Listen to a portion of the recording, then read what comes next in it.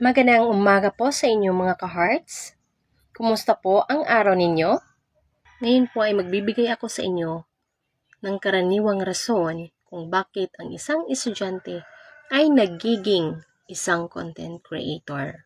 Una ay ang pagpapahayag ng kanyang sarili o self-expression.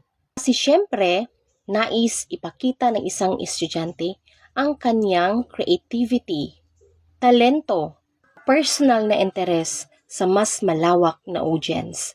At ang content creation ay nagiging outlet sa kanyang passion sa art, music, gaming, vlogging, o storytelling.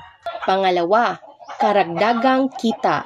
Maraming estudyante ang nagiging content creator bilang paraan upang kumita ng pera, lalo na kung may opportunity sa sponsorship, brand deals, o monetization ng platform tulad ng Facebook, TikTok, o YouTube. Ang pangatlong karaniwang rason, mga ka-hearts, ay ang paghahanap ng koneksyon o building community. Nagbibigay daan kasi ito upang makakonekta sa mga taong may kaparehong interes at upang makahanap ng support system at makipag-ugnayan sa iba. Apat, ay ang pagpapalago ng skills o skills development para matuto ng mga bagong kakayahan tulad ng video editing, graphic design, public speaking, o marketing. At ang mga skills na ito ay magagamit sa hinaharap lalo na sa trabaho.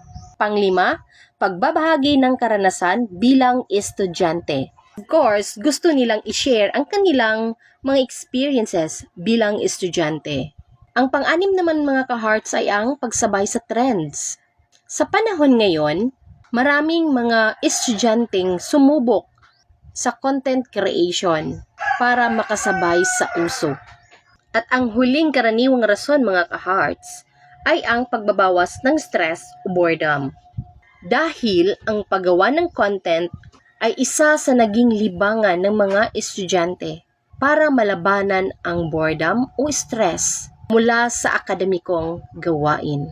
Yun lamang po mga ka-hearts at sana ay mayroon kayong natutunan sa video kong ito.